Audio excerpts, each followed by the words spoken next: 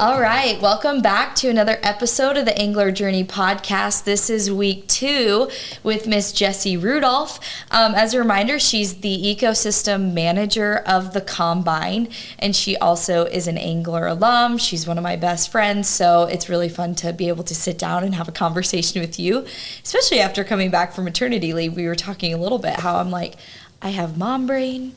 I need to wake up and get back into the podcasting mode. So always a pleasure to have you here. Thanks for being here. Yes, but it's definitely worth it because Haley and Josh have the cutest little babies ever.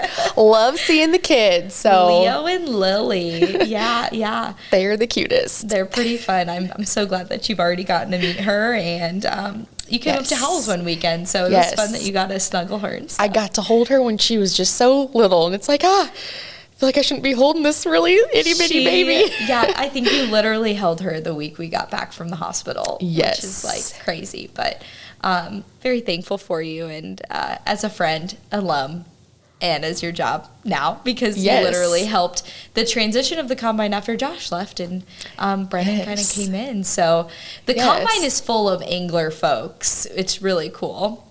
Yes, I love that I feel like our jobs and our lives have gotten just really intertwined, and it's just the best since we met when we were running for state office together almost 10 years ago, and it's fun to just see how we've evolved. But it's so crazy that it was 10 years ago. Wow. But I still feel like we're like 19, even though it's been a lot of change since then.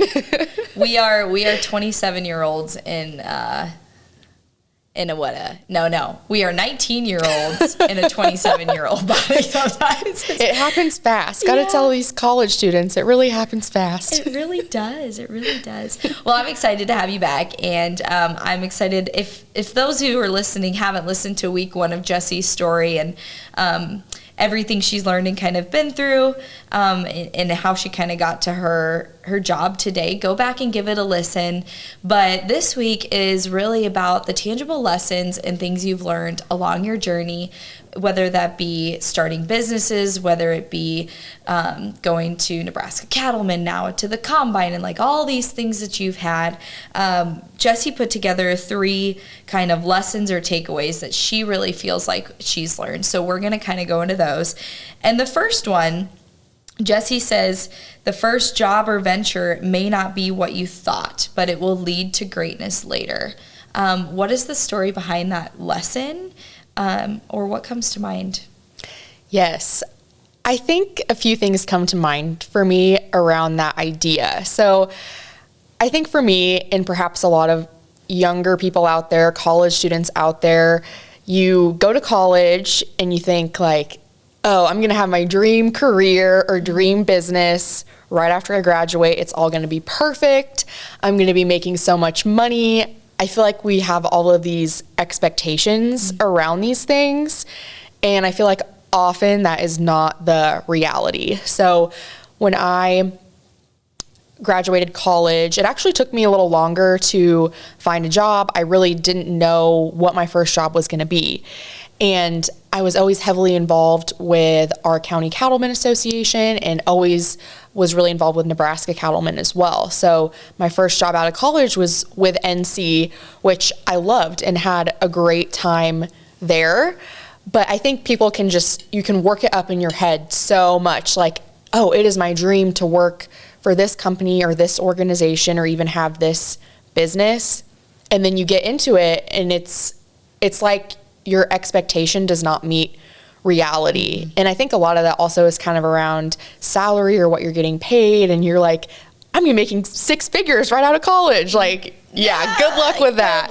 So I think that is just my thought, is like to be able to kind of go back to reality and think like, oh, this job might not be perfect, but it's going to pay off for me later on, and I'm going to learn so much from that. And I think it also relates to, oh, I had this business not really work out.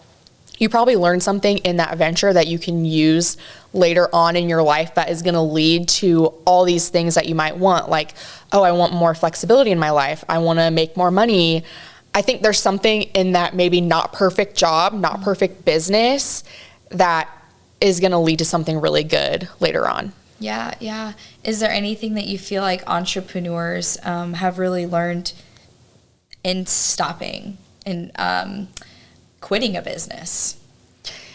Yeah, I definitely think so. It's part of what we can see sometimes with just ag tech startups, or even in the startup industry in general, or even back in my time with the Engler program, and even doing the $50 business class, and even the other smaller businesses that I tinkered with in the Engler program.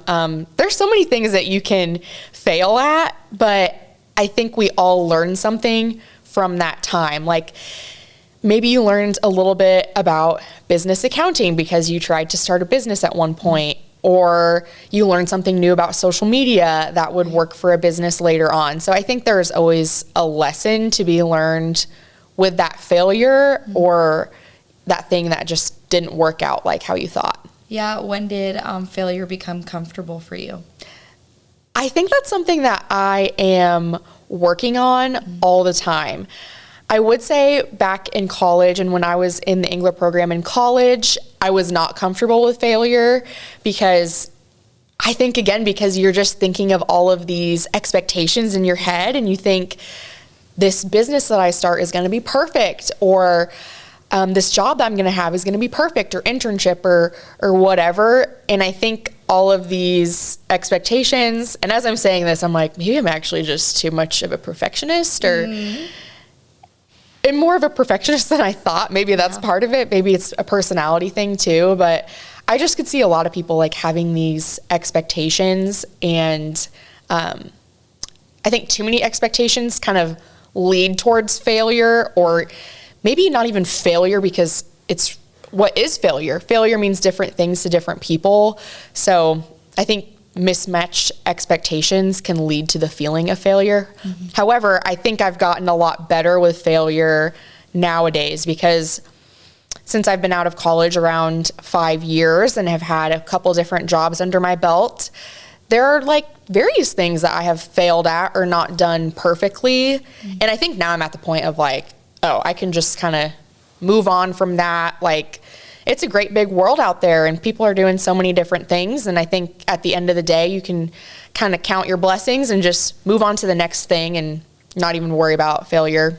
Yeah, for sure. I agree. I liked how you said people view failure differently. And they always say fear nothing but fear itself, but you always have that internal battle and expectations of yourself and what you want to accomplish and where you want to be. So failure is hard, but fail fast, fail cheap, fail forward. We all know the saying. So Yes. Second one you mentioned lesson was follow up and follow through. I think that this is just a good tidbit to kind of take as you're going through your daily life, whether you're currently an entrepreneur or even in your job.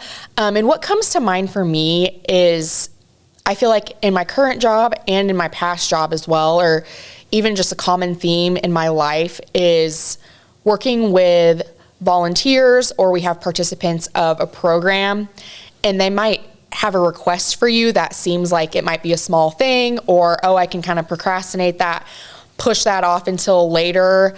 But I think a good thing in your life is if someone has a request for you, to just get it done right away, because it probably matters more to them than you think. And so even like a recent example in my life is I am currently a board member for the Nebraska FFA Foundation. So if one of my fellow board members there, or a staff person over there, if they need something from me, I think it behooves me and them to just, if I get that thing done as soon as I can, because for one, then it's off my plate and I don't have the mental load of like, oh, I need to get this thing done. And I think it kind of gives you some street cred, or it's good for your reputation to just get things done as people need them. Or if your boss has something that they need done, like just get that done right away, because they might be dealing with some sort of urgency that you're not even thinking of. So I think it is just a good reflection on you to just follow up on that task, follow through by also saying, hey, I got this thing done. Here's what I did with it. Yeah. I think it's important to know what you're going to do and follow through on it. Yeah, be proactive on things. It kind of makes me think, if I'm the founder of a business, why, or I guess this is a question for you, like, why do you think is it important as the founder of a business to follow up and follow through? I think it's even more important, and I'm someone who, I don't currently have a business or a side hustle of my own, but I really care about this idea of entrepreneurship, and that really came from the Engler program. So I want to be a business owner at some point, or at least have a side hustle at some point. For me, it's just figuring out what I most want to do and spend my time on. But I think that really relates here, because as business owners, if you're going to be successful, I see this part of really delivering that customer service and fulfilling the order as the customer wants it. So I think if you're doing your own thing, you have to deliver even more, because you're staking your name, your reputation, your own personal money often is all on the line. So I think you have to deliver even more. And I think as an entrepreneur, having an entrepreneur mindset like myself, that's something that I think about the most, is like, I have to like whatever my side hustle or business is going to be, because you have to spend so much time really delivering on that, and it takes up such a big part of your life. So I think for my future potential business, it has to be something that I can really spend that time on and really know that I could follow through on that. Right. And at the end of the day, I think it's just, you have to serve people first. And if you're serving people well, it'll make your business more successful. It also makes me think of a podcast that was released with Michelle specifically on customer service, and this piece of advice would go very, very well with that podcast. So go give that one a listen if you haven't. This kind of is a good segue into our next, our last kind of piece of advice that you mentioned is, if you have a persistent idea in mind or a task that needs done, do it ASAP. I think for me, this part also relates to following up and following through, but how I see that differing is, I've just really noticed in my life recently that I feel like I have a lot of ideas, and it could be ideas for maybe a potential side hustle, or it could be an idea for my role with the Combine, like, oh, we should post this kind of content on our social media, or I have this new idea for the organization. For me, I think I need to write those things down immediately, or I'm totally going to lose it. And I get ideas a lot through dreams as well, for some reason. Like, I just am really creative through dreams. So if I can write that down immediately, that way it's just not lost out there. So write down your ideas, or even that can look like what I want to post on my own personal social media. Just write that down. You'll feel a lot better, because for me, I just have thoughts going in my mind all the time, and it could be nothing, or I could write it down and actually turn it into something. Yeah. And I think maybe it's not even an idea, or it's like a task that you really need to get done, whether that's your personal life, like right now it's tax season, like, oh, I really need to do my taxes. So I think it can be things like that, or it can even be, oh, I really need to clean my place. Like, it can be really anything in life, but I think if you just act on that, or even write it down, whatever that looks like, I just feel like is so much better than having this thing running through your mind all the time, like, oh, I need to get this done, or have this idea. I feel like it's not good to just let that sit. I feel like it's good to, like, just let it come out. Yeah.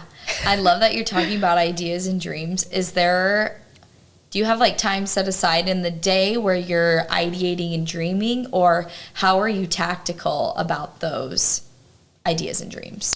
Yeah, so I think that I feel like a lot of my ideas happen in the morning, or even when I'm doing like a really menial task, like you're like sitting there doing dishes, or you're cleaning, or maybe when I'm taking my dog Dolly for a walk. It's when I'm doing something totally unrelated where I'm like, oh, I have this idea, or I have this thing that I need to get done, and it's bothering me. Like, it's to the point of like, okay, well, stop thinking about it and just do the thing, or at least write it down or express that in some way. Yeah.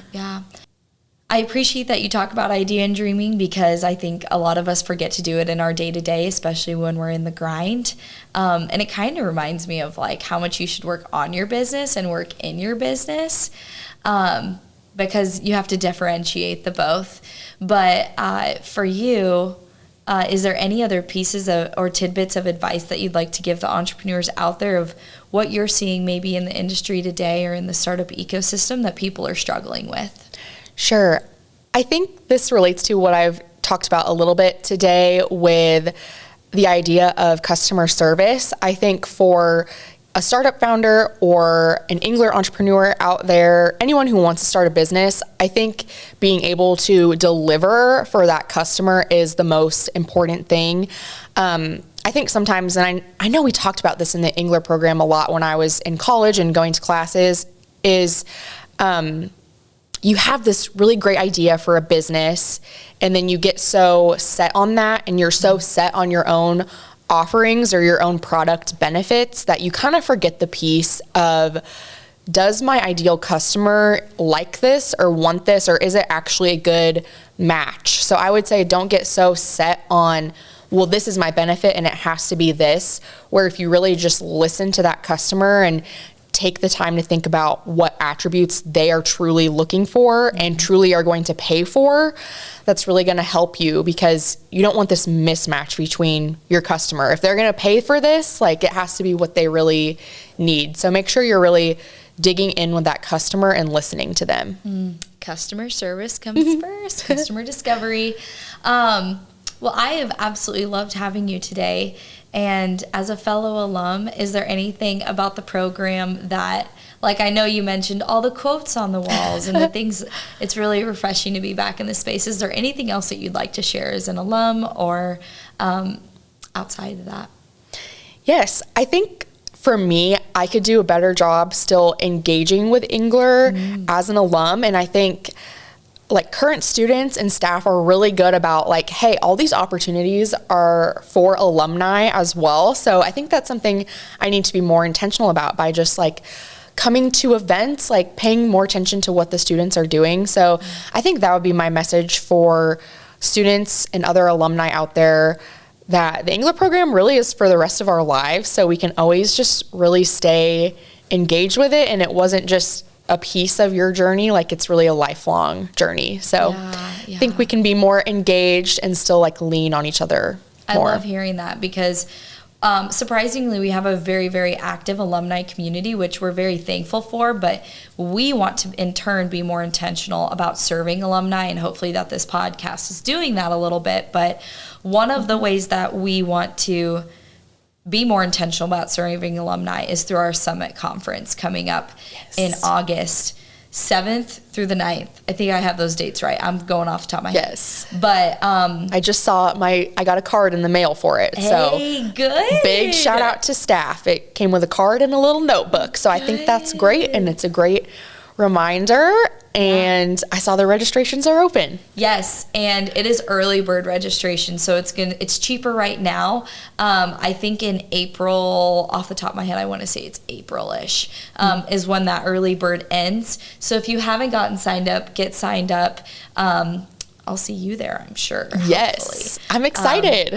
It'll be a wonderful, wonderful time. We'll have lots of incredible speakers, incredible workshops, time to have fireside chats. We all loved how much, we all know how big of an impact Fireside was on our student experiences. And so we're going to have a lot of time for very intentional and meaningful conversations. So sign up for Fireside if you haven't. And if you want to be more involved, like Jessie is expressing, please reach out to a staff member, head to the website, fill out the contact form if you really need to, or at the very least, DM us on Instagram or Facebook. I will find it. I will reply to you. So thank you so much for being out here. I really appreciated your advice and your reflection of being more intentional about coming back to the program, because we want you here. We want to serve you. And I'm just really thankful that you were able to provide some insight for our entrepreneurs out there. So thank you so much for joining. Yay. Thank you. Love you, friend. Love you.